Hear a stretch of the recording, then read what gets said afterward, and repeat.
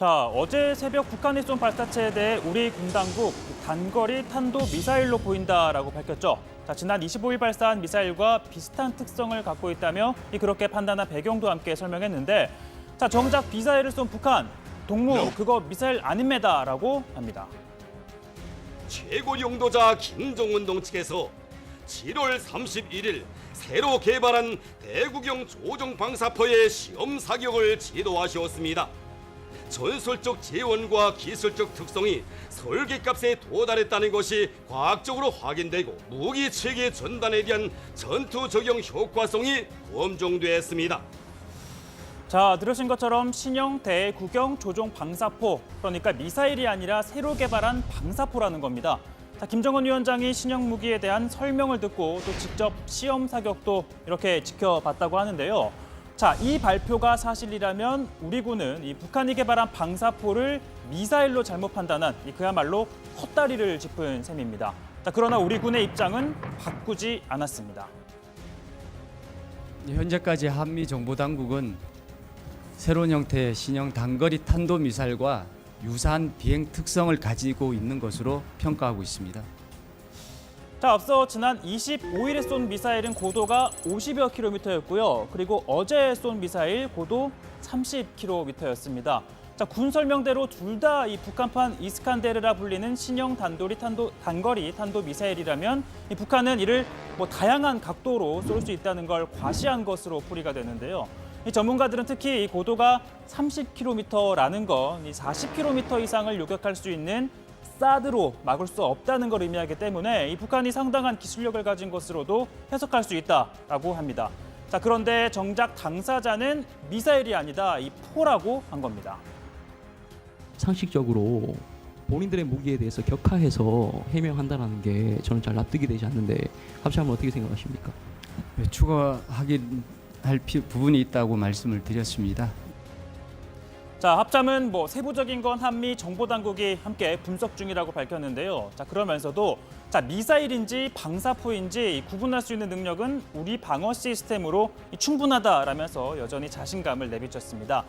다만 상황이 이렇다 보니까 야당에서는 또 이런 목소리가 나옵니다. 정보 실패입니까? 아니면 북한의 말장난입니까? 어찌되었든 지금 대한민국의 안보는 구멍이 나도 한참 구멍 나고 파탄이 나도 한참 파탄 났습니다. 집권 세력 정신 똑바로 차리십시오. 자, 현재 이 상황 좀 여러 가지 가능성을 염두에 둬 볼 수 있습니다. 첫 번째, 북한의 발표를 믿는다면요. 자, 우리 군이 잘못 판단했다라는 가능성이 있습니다. 자, 아니면 북한이 미사일을 발사해놓고선 거짓말을 냈을 수가 있죠. 예를 들어 유엔 안보리 결의 위반 등 국제사회의 여론이 좋지 않으니까 거짓 정보를 공개했을 가능성입니다. 또는 북한이 두 발을 쐈죠, 어제. 즉 미사일과 방사포를 다 쏜 다음에 방사포만 이번에 공개를 했을 수 있다는 겁니다. 자, 군과 정보당국 이 같은 점들 두루두루 염두에 두고 분석을 진행할 걸로 보입니다. 자, 그렇다면 뭐가 됐든 북한은 왜 자꾸 이렇게 쏘아야 되는 걸까요? 자, 우선 말씀드린 것처럼 한국형 미사일 방어 체계에 대한 요격 회피 능력을 과시하기 위한 것으로 볼 수 있습니다. 또 우리 정보당국은 이런 분석도 내놨습니다. 우리의 F-35 등 첨단 전력 도입, 한미 연합 연습, 실시 등에 반발하는 명분도 있고, 한편으로는 북미 협상이 본격적으로 시작되기 이전 단계에서 무기체계 개선 활동을 서둘러서 진행해야 하는 실질적인 필요성도 있는 것으로 분석을 하고 있습니다. 따라서 곧 예정된 한미 연합훈련을 앞두고 북한이 또다시 미사일을 발사하는 등 시위 활동을 지속할 가능성이 있다라고 국정원이 밝혔는데요. 다만 어떤 이유에서든 우리 군 당국은 이 사실만큼은 변함이 없다고 강조했습니다. 그리고 며칠 전에도 분명히 위협의 대상이 대한민국이라는 점을 분명히 하고 있는데, 또한 이런 부분들이 이번 발사에서도 확인된 것이 아닌가 하는 것이 제 생각입니다. 자, 어제 발사도 마찬가지인데요. 직접 신형 무기 시험 사격 현장을 참관한 이 김정은 위원장, 이런 평가를 내놨습니다. 경야는 최고 용도자 동측에서는 신형 대구경 조종 방사포의 시험 사격 결과를 보시고 정말 대단하다고 이 무기의 관역에 놓이는 이를 자초하는 세력들에게는 오늘 우리의 시험 사격 결과가 털어버릴 수 없는 고민거리로 될 것이라고 말씀하셨습니다. 자, 기억하셨겠지만 지난주 발사 땐 남조선에 보내는 엄중한 경고라고 했었는데 이것과는 달리 이번에는 직접 이 남측을 언급하지는 않는 등 수위는 낮췄지만 사실상 김정은 위원장이 말한 무기의 관역, 이 관역은 우리를 가리킨 것으로 보이는데요.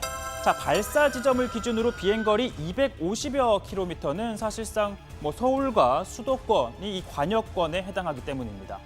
자, 한국당은 상황이 이런데도 군 통수권자인 문재인 대통령이 보이지 않는다. 또 어제 NSC를 열라고 운영위까지 연기를 해줬더니 그마저도 직접 주재하지 않고 정의용 국가안보실장이 주재하는 상임위만 열렸다며 융단 폭격을 날렸습니다.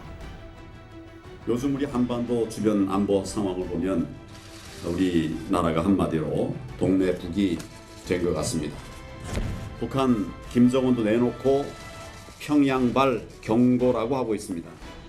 그런데 이 정부 정말 태평입니다. 결국 대통령은 이 안보 난국에 안 보였습니다. 대통령은 그 대신 거북선 횟집에서 보이셨고 대통령은 그리고 지방 일정에서 보이셨습니다.